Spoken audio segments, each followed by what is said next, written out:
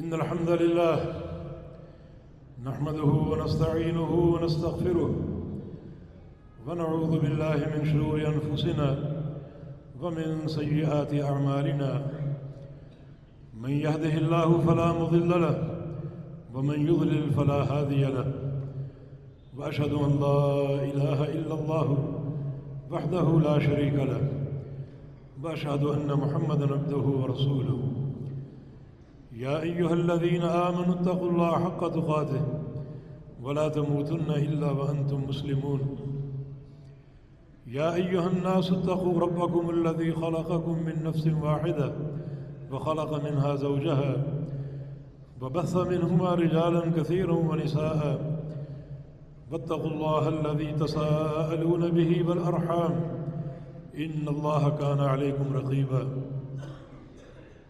يا أيها الذين آمنوا اتقوا الله وقولوا قولا سديدا يصلح لكم أعمالكم ويغفر لكم ذنوبكم ومن يطع الله ورسوله فقد فاز فوزا عظيما أما بعد فإن أصدق الكلام كلام الله وأحسن الهدي هدي محمد صلى الله تعالى عليه وسلم وشر الأمور محدثاتها وكل محدثة بدعة وكل بدعة ضلالة وكل ضلالة في النار من يطع الله ورسوله فقد رشد واهتدى ومن يعص الله ورسوله فقد ضل وغوى اللهم صل على محمد وعلى آل محمد كما صليت على إبراهيم وعلى آل إبراهيم إنك حميد مجيد اللهم بارك على محمد وعلى آل محمد كما باركت على إبراهيم وعلى آل إبراهيم إنك حميد مجيد سبحانك لا علم لنا إلا ما علمتنا إنك أنت العليم الحكيم رب اشرح لي صدري ويسر لي أمري واحلل عقدة من لساني يفقه قولي لقد قال الله سبحانه وتعالى أعوذ بالله من الشيطان الرجيم من همزه ونفخه ونفثه بسم الله الرحمن الرحيم فليحذر الذين يخالفون عن أمره أن تصيبهم فتنة أو يصيبهم عذاب أليم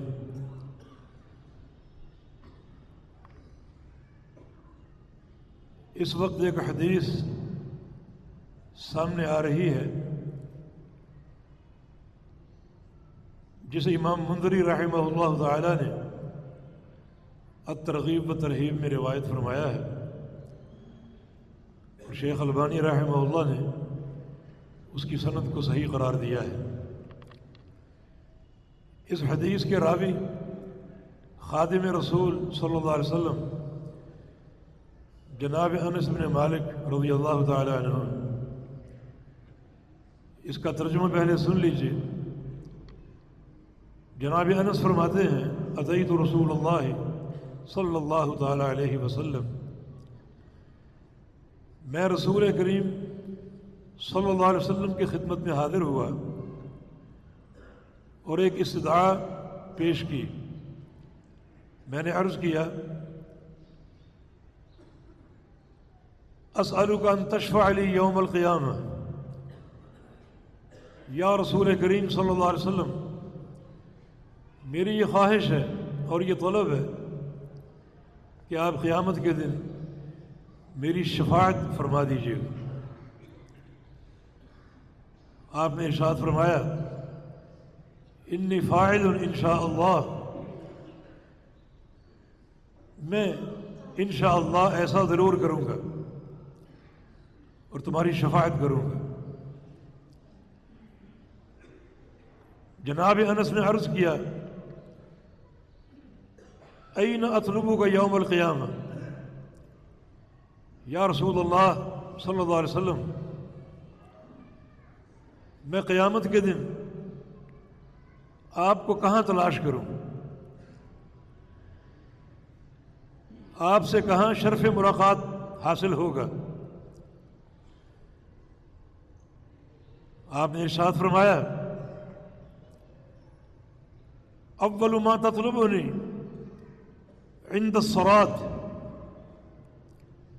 اول ما تطلبني عند الصراط.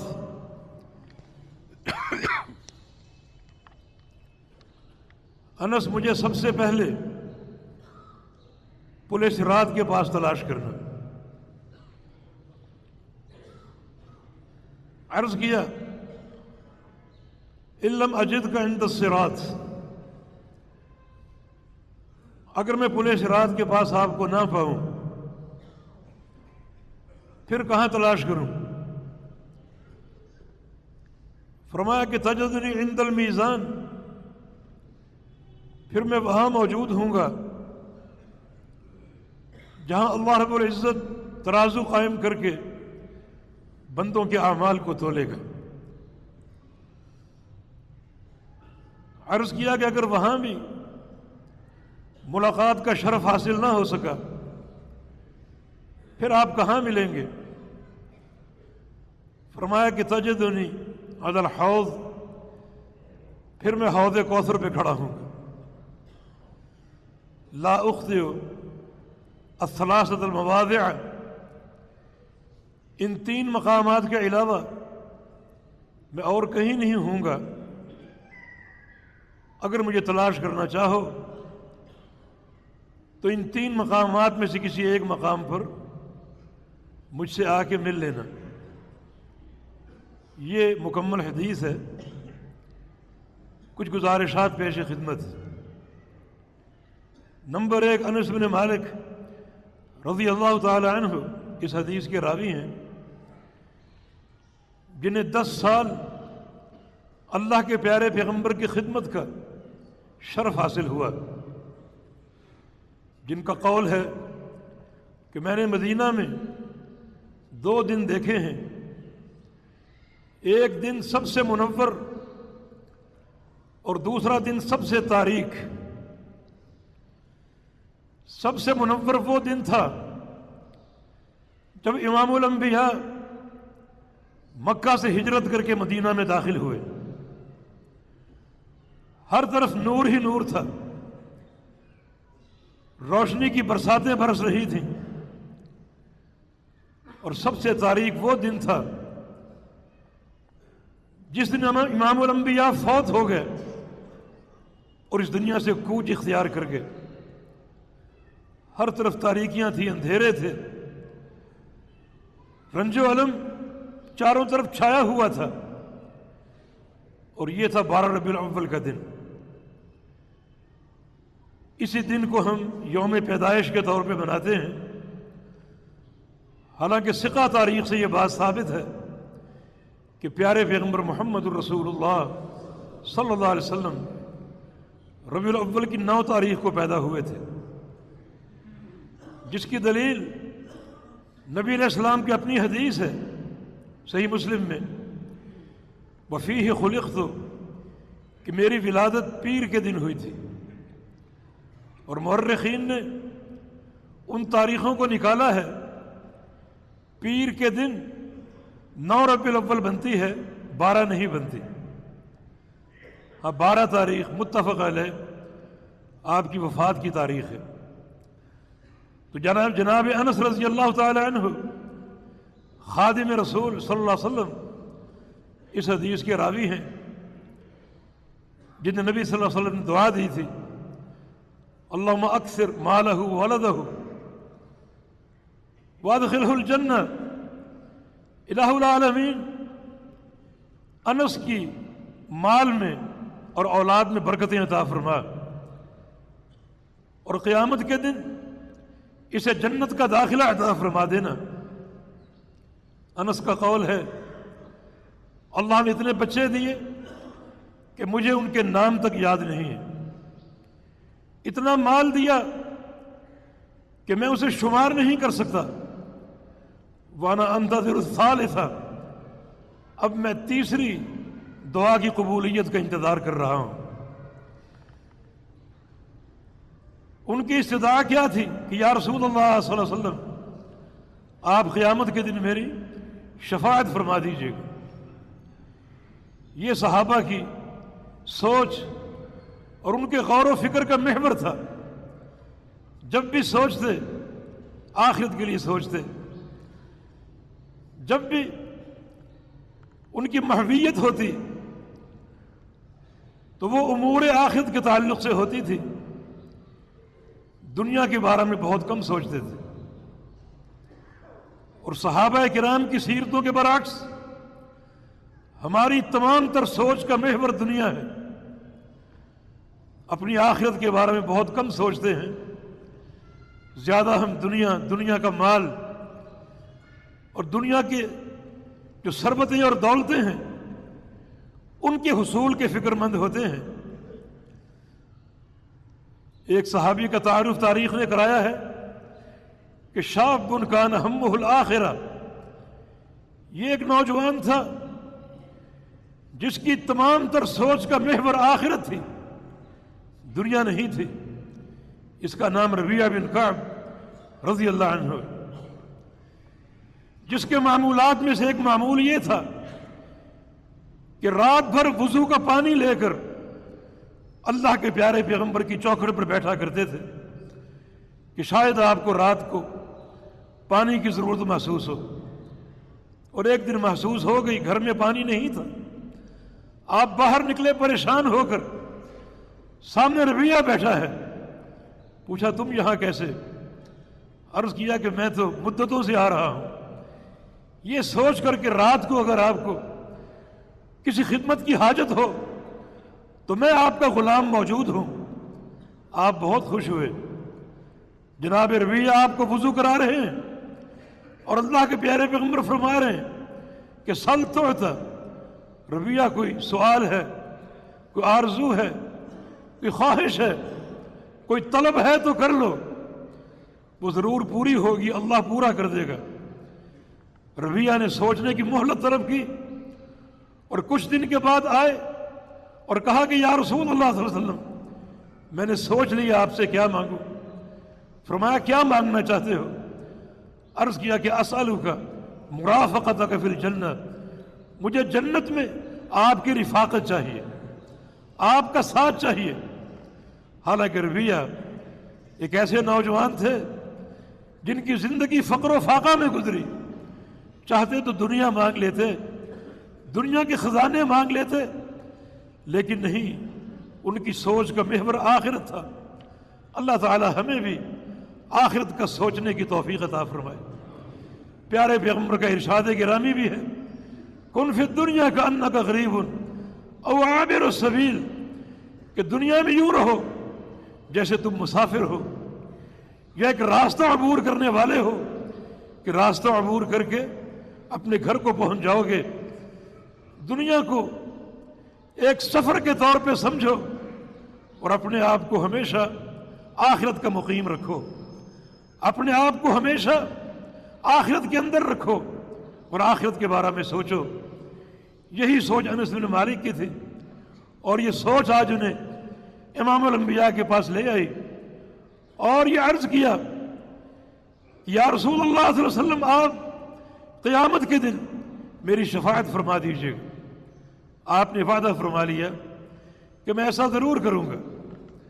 تو جناب انس نے روز آخرت کے تعلق سے تفصیلات معلوم کی کہ قیامت کے دن آپ کہاں ملیں گے اور کہاں آپ کو تلاش کروں گا۔ تو آپ نے 3 مقامات کا ذکر کیا، یا تو پل صراط پر، یا میزان کے پاس، وہ ترازو جس کو اللہ نصب کرے گا، جس کے 2 پلڑے ہوں گے، ایک نیکیوں کو تولنے کے لیے، دوسرا گناہوں کو تولنے کے لیے، یہ اس مقام پر ہوں گا۔ اور تیسرا مقام جو ہے وہ حوض کوثر، جہاں اپنی امت کو حوض کوثر کا جام پیش کروں گا۔ ان 3 مقامات میں سے کسی ایک مقام پر ہوں گا۔ سوال یہ ہے کہ ان 3 مقامات پر کیوں؟ کوئی چوتھا مقام کیوں نہیں؟ جواب یہ ہے کہ یہ 3 مقام بڑے گمبھیر، بڑے اہم، بڑے حساس اور بڑے نازک ہیں۔ پہلا مقام پل صراط کا، اللہ پاک کا ارشاد گرامی ہے، وَإِن مِّنكُمْ إِلَّا وَارِدُهَا كَانَ عَلَىٰ رَبِّكَ حَتْمًا مَّقْضِيًّا، تیرے رب کا حتمی فیصلہ ہے کہ پل صراط پر سب نے وارد ہونا ہے۔ پل صراط کیا ہے؟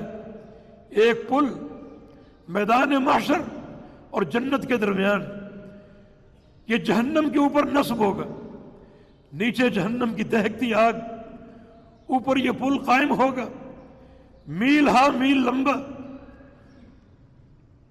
جس کی تحدید ممکن نہیں ہے، اس قدر باریک کہ نبی علیہ السلام کے فرمان ہے ادق من الشعر وحد من السیف، یہ بال سے بڑھ کر باریک ہوگا اور تلوار سے بڑھ کر کاٹنے والا ہوگا۔ یوں سمجھے کہ میل ہا میل لمبا ایک ریزر جہنم پر نصب کر دیا جائے گا، جس پر سے سب نے گزرنا ہے، جس کا ایک تعارف یہ بھی ہے کہ وہاں تاریکی ہوگی، اندھیرا ہوگا، دکھائی نہیں دے گا، راستہ نظر نہیں آئے گا، راستہ ان کو دکھائی دے گا جن کو اللہ رب العزت اس موقع پر نور فراہم کر دے گا۔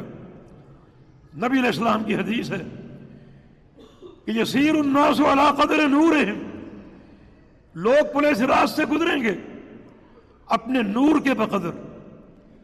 کچھ لوگ ہوں گے جن کے آگے پیچھے دائیں بائیں نور ہی نور ہوگا۔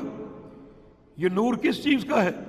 اس کی وضاحت ایک اور حدیث میں ہے، فرمایا کہ یسیر الناس علی قدر اعمالہم، کہ پل صراط سے لوگوں کا گزرنا اپنے اعمال کے بقدر ہوگا۔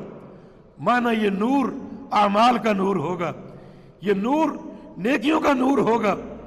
نبی علیہ السلام کی حدیث بھی ہے بشر المشائین فی الظلم بنور تام من یوم القیامہ، خوشخبری دے دو ان لوگوں کو جو اندھیروں میں چل کے جاتے ہیں نماز ادا کرنے کے لیے، انہیں قیامت کے روز مکمل نور فراہم کر دیا جائے گا۔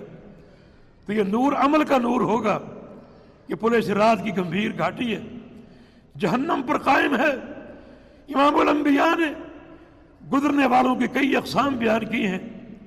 ایک قسم ان لوگوں کی جو پل صراط کو عبور کریں گے پلک جھپکنے کی طرح، ابھی یہ آنکھیں زمین پر ہیں، ابھی آسمان پہ پہنچ گئیں، اتنی تیزی سے اس پل کو عبور کر جائیں گے۔ اور کچھ لوگ جو ہیں ان کی تیزی بجلی جیسی ہوگی، اور کچھ لوگ ایسے ہوں گے جو تیز رفتار گھوڑے کی طرح اس پل پر رواں دواں ہوں گے۔ یہ ایک قسم کے لوگ ہیں۔ دوسری قسم کے وہ لوگ ہیں جو پل صراط پہ قدم رکھیں گے، ان کے پاؤں کٹ جائیں گے، گزرنا ممکن نہیں ہوگا، اور وہ نیچے جہنم کی دہکتی آگ کا لقمہ بن جائیں گے۔ اور کچھ لوگ وہ ہوں گے جو پل صراط پہ پاؤں رکھیں گے، کبھی گریں گے کبھی سنبھلیں گے، کبھی اٹھیں گے کبھی گریں گے، اور بالآخر پل صراط کو عبور کرنے میں کامیاب ہو جائیں گے۔ بڑا ہی حساس منظر اور موقع ہے۔ نبی علیہ السلام کی حدیث ہے اللہ پاک قیامت کے دن آدم علیہ السلام سے کہے گا ابعث بعث النار، اے آدم جہنم کا لشکر تیار کرو۔ آدم علیہ السلام عرض کریں گے وما بعث النار یا رب، یا اللہ جہنم کا گروہ کیا ہے؟ میں نہیں جانتا۔ اللہ پاک فرمائے گا من کل 1999 ہر 1000 میں سے 999 جہنمی ہیں اور صرف ایک جنتی ہے۔ یہ جہنم کا گروہ ہے۔ ان گروہوں کی شکل میں لوگ پل صراط پر وارد ہوں گے، 999 جہنم کا لقمہ بن جائیں گے، اور ایک شخص خوش نصیب اس پل کو عبور کرنے میں کامیاب ہوگا۔ تبھی تو اللہ کے پیارے پیغمبر پل صراط پر کھڑے ہیں، اور آپ کا وظیفہ یہ ہوگا رب سلم رب سلم، یا اللہ سلامتی عطا فرما دے، یا اللہ میری امت کے گزرنے والوں کو سلامتی عطا فرما دے، محفوظ طریقے سے گزرنے کی توفیق عطا فرما دے۔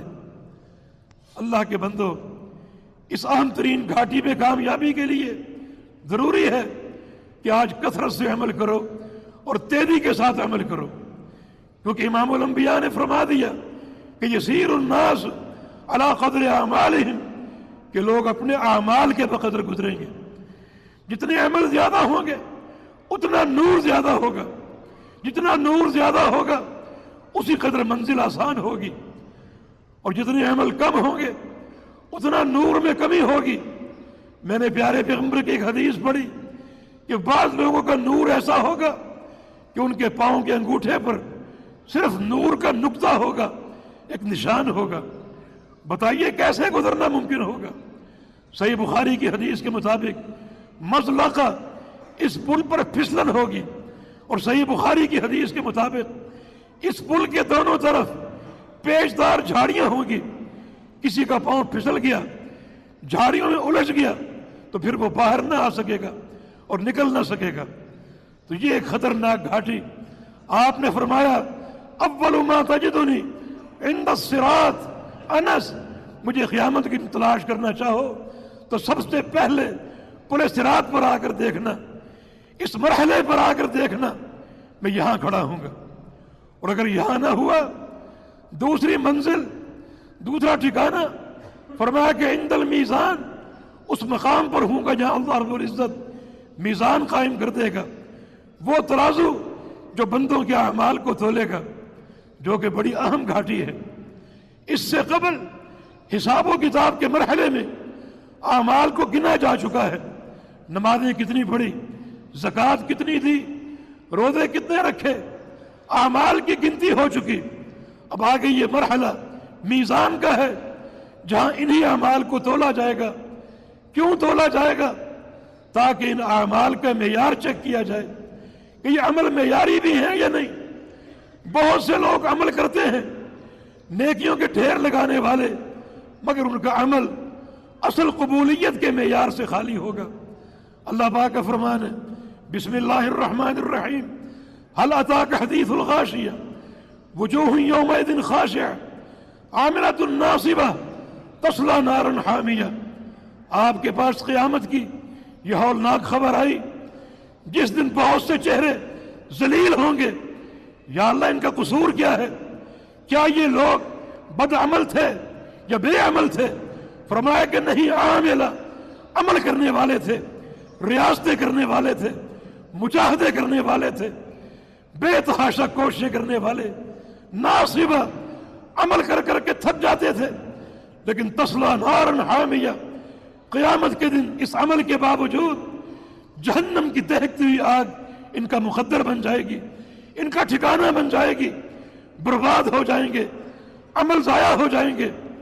ایک اور مقام پر فرمایا قل هل ننبئکم بالاخسرین اعمالا، کہہ دیجئے کہ ہم تمہیں بتائیں کہ قیامت کے دن عمل کے باوجود سب سے بڑا خسارہ، گھاٹا اور نقصان کس کا ہوگا؟ فرمایا کہ یہ وہ لوگ ہیں الذین ضل سعیہم فی الحیاۃ الدنیا وہم یحسبون انہم یحسنون صنعا، جو دنیا کی زندگی میں بے تحاشا محنتیں کرتے، ریاضتیں کرتے، اور یہ سوچ کر کرتے کہ ہم جو کر رہے ہیں ٹھیک کر رہے ہیں، حالانکہ جو کچھ کر رہے تھے سب بیکار تھا، برباد تھا، سب ضائع تھا، ہر کوشش بیکار ہو جائے گی۔ یہ وہ لوگ ہیں۔ یہ کوشش کا بیکار ہونا یہ کہاں ثابت ہوگا؟ اعمال کی گنتی ہو چکی، بندے کی نمازیں پوری ہیں، روزے پورے ہیں، زکاتیں پوری ہیں، ٹھیک ہے، اب آگے بڑھو، ان اعمال کو تولو، ان اعمال میں معیار ہے یا نہیں؟ اللہ کے بندوں، معیار دو چیزیں ہیں، ایک اخلاص، عمل کرنے والا، نیکیاں کرنے والا اللہ کی رضا کے لیے مخلص تھا یا نہیں، ریاکار تو نہیں تھا، دکھاوے کی نیکیاں تو نہیں کرتا تھا، دنیا کو دکھانے کے لیے، دنیا کی شہرت کا بھوکا، دنیا کی واہ واہ کا بھوکا مخلص تھا یا نہیں؟ یہ اخلاص کا معیار، میزان تول کر ثابت کرے گا۔ دوسرا معیار یہ ہے کہ سارے اعمال اللہ کے حبیب محمد الرسول اللہ صلی اللہ علیہ وسلم کی سنت کے مطابق ہیں یا نہیں۔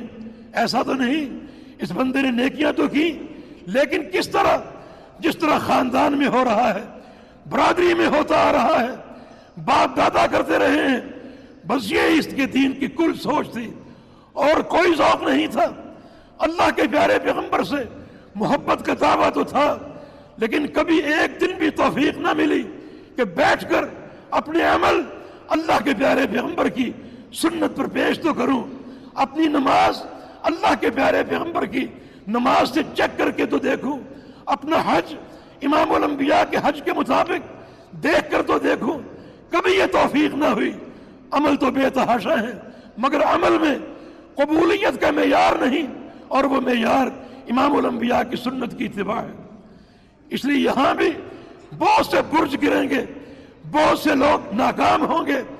وَبَدَا لَهُم مِّنَ اللَّهِ مَا لَمْ يَكُونُوا يَحْتَسِبُونَ۔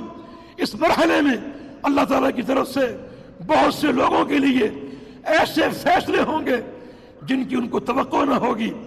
وہ تو نیکیوں کے ڈھیر لائیں گے، پہاڑ جیسی نیکیاں، ریت کے ذروں کے برابر نیکیاں، مگر وہ خوش تو ہوں گے، مگر جب میزان میں تولا جائے گا تو میزان ان کو تولنے سے انکار کر دے گا۔ ان کا کوئی وزن نہ ہوگا، کوئی پذیرائی نہ ہوگی۔ یا تو یہ لوگ ریاکار تھے، یا ان کے اعمال میں اللہ کے حبیب کی سنت کا رنگ نہیں تھا، اللہ کے پیارے پیغمبر کی اتباع کا نور نہیں تھا۔ محبت کے دعوے تھے، پیار کے دعوے تھے، مگر اللہ کے بندو خالی یہ دعوے کافی نہیں۔ جب تک امام الانبیاء کی سنت کو صحیح طور پہ ناپ نہ لو اور آپ کی اتباع کا رنگ اپنے اوپر قائم نہ کر لو، تو اس مرحلے پر بھی بہت سے لوگ ناکام ہوں گے، ٹوٹ کے گر جائیں گے، ان کی نیکیاں ذرے بن کر بکھر جائیں گی، کیونکہ یا وہ نیکیاں اخلاص سے خالی ہوں گی، یا وہ نیکیاں امام الانبیاء کی اتباع سے خالی ہوں گی۔ تو یہ مرحلہ بھی بڑا گمبھیر ہوگا۔ امام الانبیاء نے فرمایا کہ انس، یا پھر میرا دوسرا ٹھکانہ جو ہے وہ میزان ہوگا، اور مجھے میزان کے پاس آ کر تلاش کرنا، اور اگر یہاں بھی نہ ہوں تو تیسری منزل حوض کوثر ہے۔ یہ حوض کوثر کیا ہے؟ یہ قیامت کے دن ایک حوض جو میدان محشر میں ہوگا۔ اس امت کے لیے پورے میدان محشر میں کہیں بھی ایک قطرہ پانی کا نہ ہوگا۔ سورج 1 میل کے فاصلے پر ہوگا۔ امام الانبیاء کا فرمان ہے تطلع الشمس حتی تکون علی مسافت میل، یہ سورج قریب آتا جائے گا حتیٰ کہ 1 میل کے فاصلے پر آ کر ٹھہر جائے گا۔ یہ قیامت کے دن کا سورج ہے۔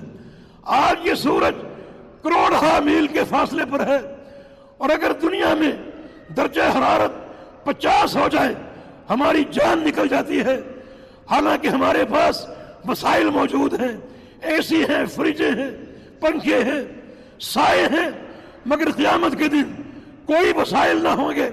یہ سورج قریب آتے آتے 1 میل کے فاصلے پہ رک جائے گا۔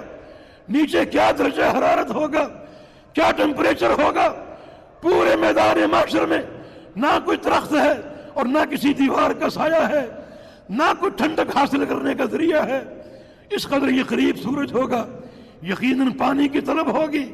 اللہ اکبر، ایک ہی حوض ٹھاٹھے مار رہا ہے، ایک ہی حوض موجے مار رہا ہے، جس میں امام الانبیاء کھڑے ہیں، اپنی امت کا انتظار کر رہے ہیں تاکہ ان کو جام کوثر پیش کریں۔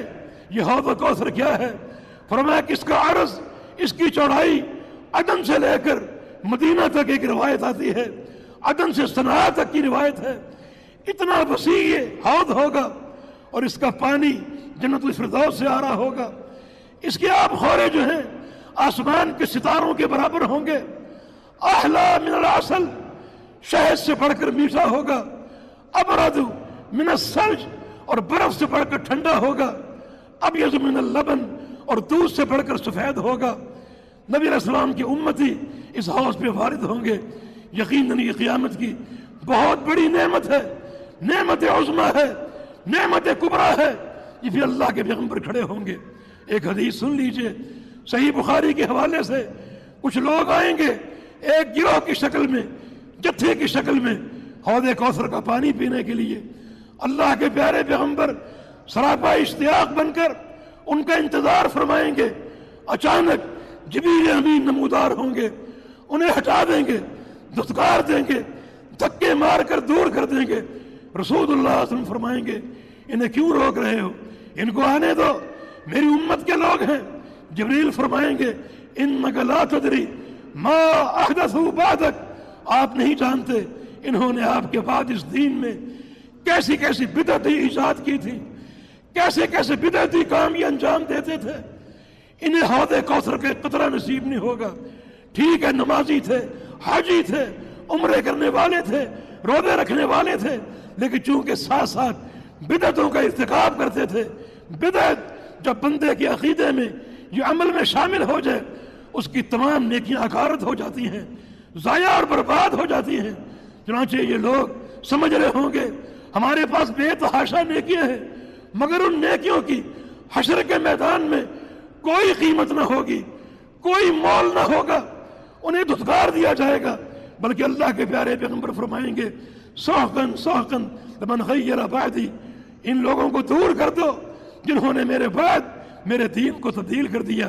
انہیں دھتکار دیا جائے گا اس لیے کہ ان کے پاس سنت کی اتباع کا جوہر نہیں تھا، عنصر نہیں تھا، ان کے اعمال میں اللہ کے پیارے پیغمبر کی سنت کی اتباع کا نور نہیں تھا۔ نمازیں پڑھتے تھے خلاف سنت، حج کرتے تھے خلاف سنت۔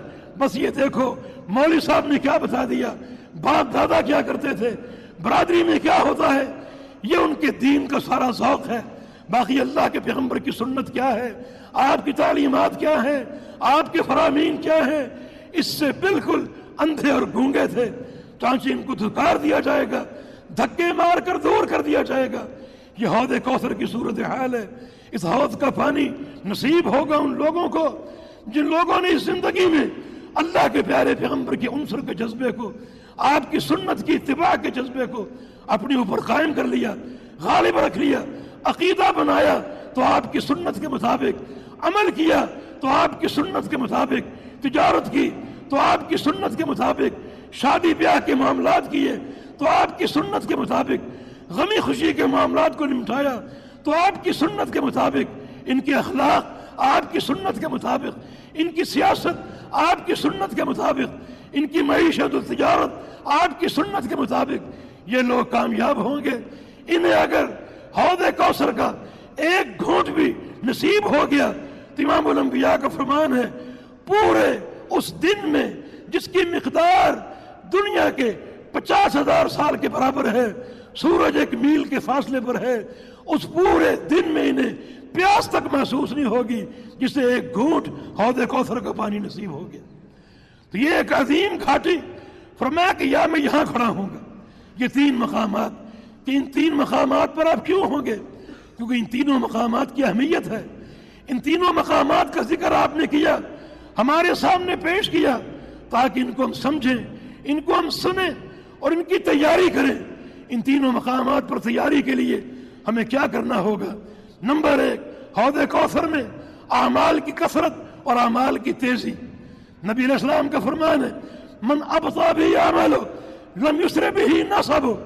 آج اگر کسی کی عمل کی رفتار سست ہے تو قیامت کے دن کوئی دولت، کوئی مال، کوئی تعلق، کوئی رشتہ، کوئی دوستی اسے تیز نہیں چلا سکے گی۔ آج کی تیزی اس شخص کو حاصل ہوگی جسے دنیا میں عمل کی تیزی کی توفیق مل گئی۔ تو ان سستیوں کو زائل کر دو، اعمال میں تیزی پیدا کرو۔ نمبر 2، میزان، مرحلہ ترازو، اس میں کامیابی کی صورت کیا ہے؟ 2 کاموں پر توجہ دو، اعمال صالحہ کثرت سے کرو، تیزی کے ساتھ کرو، لیکن 2 بنیادوں کے ساتھ، 2 ارکان کے ساتھ۔ نمبر 1، اخلاص کی حفاظت، ریاکاری کو ٹھکرا دو، دلوں سے نکال دو۔ اور نمبر 2، اپنے ہر عمل پر، ہر نیکی پر، چھوٹی ہو یا بڑی ہو، اس پر سنت کا رنگ قائم کر دو، امام الانبیاء کی اتباع کا رنگ قائم کر دو۔ یہ 2 چیزیں ہیں حوض کوثر میں کامیابی کی، یہ میزان کے مرحلے میں کامیابی کے لیے۔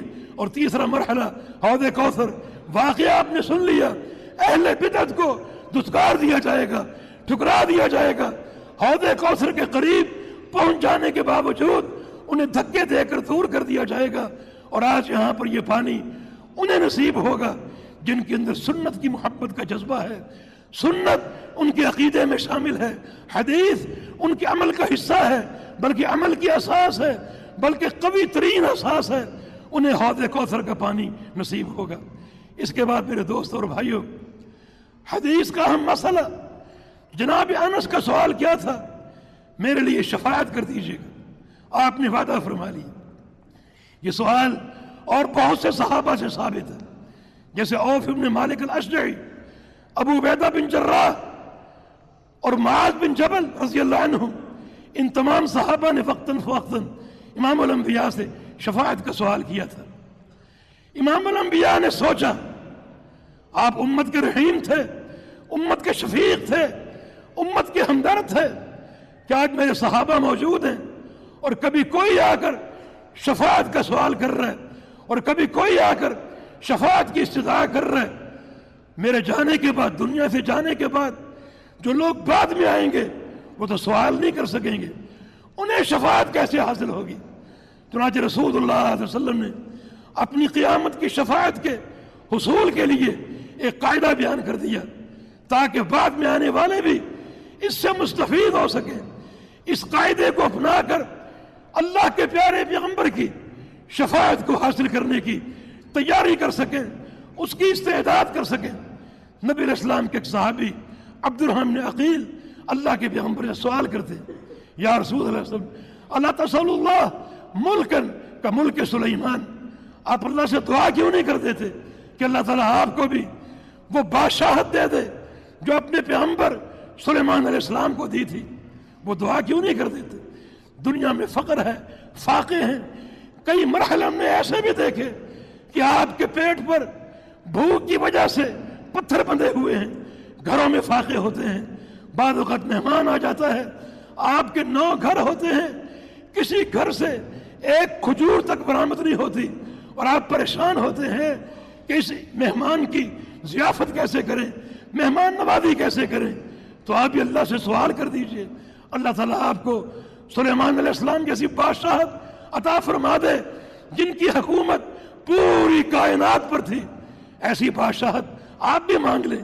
رسول اللہ صلی اللہ علیہ وسلم نے فرمایا ان اللہ اعطانی افضل مما اعطا سلیمان، ان اللہ اعطانی، اے عبد الرحمن تمہیں کیا معلوم، اللہ تعالیٰ نے مجھے جو کچھ دیا ہے وہ سلیمان علیہ السلام کی پوری بادشاہت سے افضل ہے، ان کی بادشاہت سے بہتر ہے جو اللہ نے مجھے عطا فرما دیا۔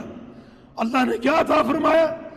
فرمایا کہ اللہ تعالیٰ نے اعطانی دعوتاً، مجھے ایک دعا دی، ایک دعا کا اختیار دیا کہ اے میرے حبیب یہ دعا کر لو مجھ سے، فادخرتها، میں نے اس دعا کو سنبھال لیا ہے، اس دعا کا حق دنیا میں استعمال نہیں کیا، اسے سنبھال لیا ہے۔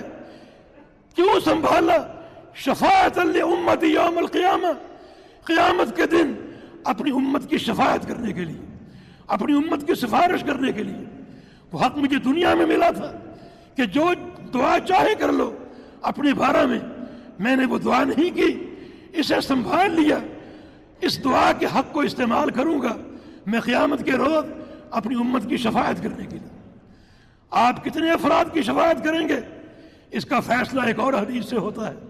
رسول اللہ صلی اللہ علیہ وسلم کا فرمان ہے خیرنی ربی، میرے پروردگار نے مجھے اختیار دیا ہے کہ اے محمد صلی اللہ علیہ وسلم 2 میں سے ایک چیز منتخب کر لو، 2 میں سے ایک چیز منتخب کر لو، اختیار دیا ہے مجھے، بین ان تدخل نصف امتی الجنہ، یا تو یہ اختیار کر لو کہ آپ کی آدھی امت کو جنت میں داخل کر دو، وہ بین الشفاعت، کہ شفاعت کو اختیار کر لو، شفاعت یا آدھی امت، اس میں سے کوئی ایک چیز لے لو۔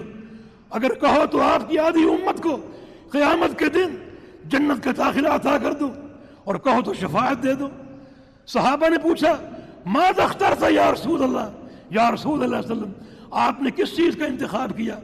فرمایا کہ اخترت الشفاعت، میں نے شفاعت کا انتخاب کیا کہ یا اللہ مجھے آدھی امت نہیں بلکہ شفاعت چاہیے، جس کا معنی یہ ہے کہ آپ کی شفاعت کے ذریعے آدھی امت سے زائد لوگ جنت کا داخلہ حاصل کرنے میں کامیاب ہو جائیں گے۔ مگر سوال یہ ہے کہ اس شفاعت کا ضابطہ کیا ہے؟ یہ شفاعت کس کو ملے گی؟ یاد رکھو اللہ کے پیارے پیغمبر قیامت کے دن کسی کی شفاعت اپنی مرضی سے نہیں کر سکیں گے۔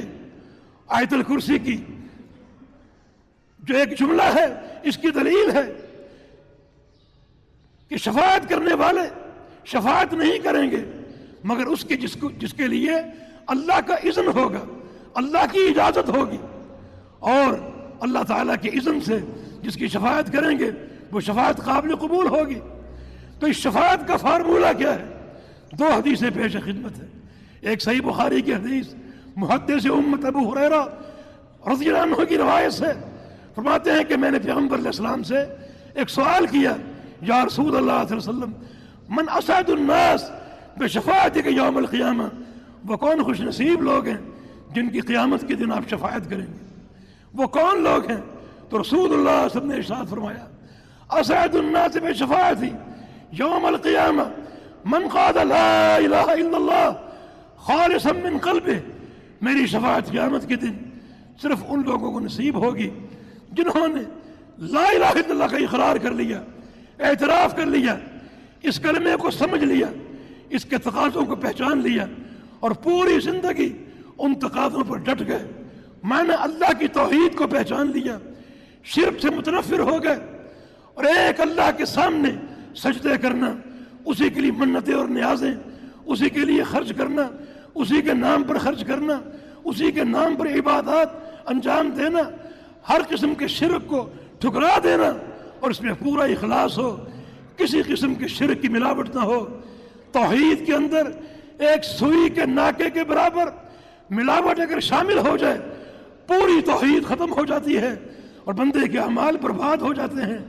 خالصا من قلبہ، بالکل خالص اور مخلص ہو کر میری توحید کا اقرار کر لے، پوری محبت کے ساتھ جس میں نفرت کا شائبہ نہ ہو، پوری سچائی کے ساتھ جس میں جھوٹ کا شائبہ نہ ہو، پورے علم کے ساتھ جس میں جہالت کا شائبہ نہ ہو۔ جن لوگوں نے ان شرائط کے ساتھ میری توحید کو قبول کر لیا وہی لوگ میری شفاعت کے مستحق ہوں گے۔ تو اس سے ثابت ہوا کہ شفاعت کا استحقاق موحدین کے لیے ہے، اہل توحید کے لیے ہے۔ ابھی آپ نے سنا کہ شفاعت ان کی ہوگی جن کی شفاعت اللہ چاہے گا، اور جو لوگ اللہ کے ساتھ شرک کرتے ہیں، شریک مقرر کرتے ہیں، وہ تو دن رات کھلے عام اللہ کی غیرت کو للکارتے ہیں اور چیلنج کرتے ہیں۔ اللہ ان سے ناراض ہے، ان کے لیے کوئی بخشش نہیں ہے، اللہ ان کی شفاعت کیسے چاہے گا؟ دوسری حدیث جامع ترمذی اور مسند احمد کی روایت سے رسول اللہ صلی اللہ علیہ وسلم نے ارشاد فرمایا، لکل نبی دعوت مستجابہ قد دعا بها، اللہ نے ہر نبی کو اس کے دور میں ایک دعا کا اختیار دیا کہ وہ دعا تم کر سکتے ہو اور میں قبول کر لوں گا۔ ہر نبی نے اپنے اپنے دور میں وہ دعا کر لی، اس دعا سے فارغ ہو چکے۔ جب میرا دور آیا، اللہ نے مجھے نبی بنا کر بھیجا تو اللہ تعالیٰ نے مجھے بھی ایک دعا کا اختیار دے دیا، اے محمد صلی اللہ علیہ وسلم تم بھی ایک دعا کر سکتے ہو، فادخرت دعوتی شفاعت لامتی یوم القیامہ، میں نے اپنی دعوت کا حق دنیا میں استعمال نہیں کیا بلکہ اسے ذخیرہ کر لیا، سنبھال لیا، اپنا ایک اثاثہ بنا لیا قیامت کے لیے، تاکہ اس دعا کا حق قیامت کے دن استعمال کر کے اپنی امت کے لوگوں کی شفاعت کر سکوں۔ آگے آپ نے کیا ارشاد فرمایا، وَهِيَ نَائِلَةٌ لِمَن مَاتَ مِنْ أُمَّتِي لَا يُشْرِكُ بِاللَّهِ شَيْئًا، اور یہ حق میری امت کے ان افراد کو نصیب ہوگا جن کی موت اس طرح ہے کہ انہوں نے مرتے دم تک کبھی شرک نہ کیا ہو، توحید پر قائم رہے ہوں، اور شرک ایک سوئی کے ناکے کے برابر بھی، ایک ریت کے ذرے کے برابر بھی ان کی زندگی میں شامل نہ رہا ہو، اور اگر کبھی شامل ہو چکا ہو تو آئے اور سچے دل سے توبہ کر لے، اللہ تعالیٰ بڑے بڑے گناہوں کو معاف فرمانے والا ہے۔ یہ توحید کا فائدہ اور توحید کا ثمرہ، چنانچہ یہ شفاعت جو ہے ان لوگوں کو نصیب ہوگی جن لوگوں نے توحید کو قبول کر لیا، ایک سچے اور مکمل فہم کے ساتھ، ایک پوری امانت کے ساتھ، سچائی کے ساتھ، اور زندگی بھر اس پر قائم رہے۔ ان لوگوں کو قیامت کے دن میری شفاعت کا حق ضرور حاصل ہوگا اور یہ بندے یقیناً کامیاب ہوں گے۔ اللہ کے بندو، ہم گناہ گار ہیں، ہم گناہ گاروں کے لیے ایک بڑا قیمتی سہارا اللہ کے پیارے پیغمبر کی شفاعت کا وسیلہ ہے۔ اس شفاعت کے حصول کے لیے کوشش کرنی ہے، اور وہ کوشش یہ ہے ہم اپنی پوری زندگی فہم توحید، قبول توحید، نشر توحید میں صرف کر دیں، ایک مکمل اخلاص کے ساتھ، مکمل علم کے ساتھ، کوئی جہالت کا شائبہ نہ ہو۔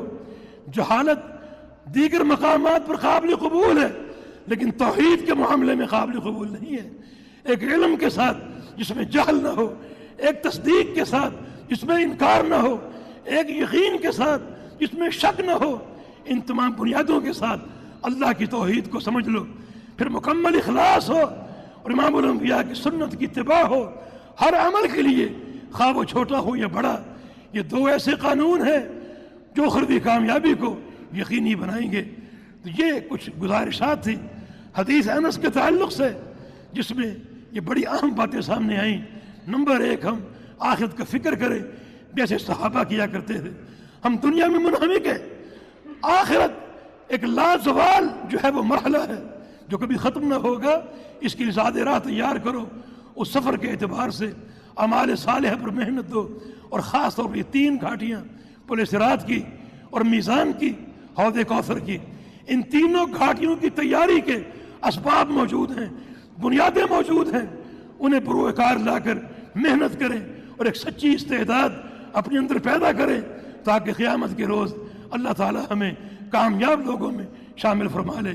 وَاعْلَمُوا أَنَّ أَجْسَامَكُمْ عَلَى النَّارِ لَا تَقْوَىٰ، اس حقیقت کو جان لو، تمہاری چمڑیاں جہنم کی آگ کو برداشت نہیں کر سکتی۔ نارکم هذه جزء من 7 جزء من نار جہنم، تمہاری دنیا کی آگ کے مقابلے میں قیامت کی آگ، جہنم کی آگ 70 گنا زیادہ گرم ہوگی۔ ان اهون اهل النار عذابا من یوضع تحت قدمیہ جمرتان من النار، جہنم کا سب سے ہلکا عذاب اس شخص کو ہوگا جس کا پورا جسم آگ سے محفوظ ہوگا، صرف پاؤں کے نیچے جہنم کے 2 گرم کوئلے ڈال دیے جائیں گے۔ اتنی تیزی ہوگی، اتنی حدت اور شدت ہوگی، اتنی تمازت ہوگی کہ اس شخص کا دماغ یوں کھولے گا جیسے چولہے پر ہنڈیا کا پانی کھولتا ہے، اوپر نیچے خراباتیاں کھائے گا ان 2 کوئلوں کی بنا پر۔ اور جس کا پورا جسم جہنم میں غرق ہوگا، اس کی کیفیت کیا ہوگی؟ اور جو شخص 70 سال نیچے جہنم میں گرا دیا جائے گا، اس کی کیا حالت ہوگی؟ تو اس عذاب سے بچاؤ کے لیے آج وقت ہے تیاری کا، محنت کا، توحید کے فہم کا، اور اللہ کے پیارے پیغمبر کی سنت کے فہم کا۔ والتوفیق بید اللہ تعالی، اللہ پاک ہمیں ان بنیادوں پر غور کرنے، سمجھنے اور اپنانے کی توفیق عطا فرما دے۔ اللہ تعالی ہمیں قیامت کے دن اہل جنت میں داخل فرما لے۔ اللہ تعالی ہمارے ان جسموں کو جہنم کی آگ سے بچا لے، قبر کے عذاب سے بچا لے۔ یا اللہ کل قیامت کے دن ہمارے ساتھ اپنی محبت کا اور رحمت کا معاملہ فرما دینا۔ یا اللہ تیرے حبیب کبریا محمد رسول اللہ صلی اللہ علیہ وسلم کی شفاعت کی استدعا ہے، ہمیں اس شفاعت کا پورا جو ہے وہ ایک تحفہ اور انعام عطا فرما دینا، جو اخروی کامیابی پر منتج ہو۔ عمل صالح کی توفیق عطا فرما دے، ریاکاری سے بچا لے، اخلاص عطا فرما دے، ہمارے ظاہر اور باطن کو اپنے پیارے پیغمبر کی محبت سے بھر دے، اور ہمارے اعمال کو اپنے پیارے پیغمبر کی سنت سے سجا دے، سنت کے نور سے منور فرما دے۔ اقول قولی ھذا واستغفر اللہ لی ولکم، وآخر دعوانا ان الحمد للہ رب العالمین۔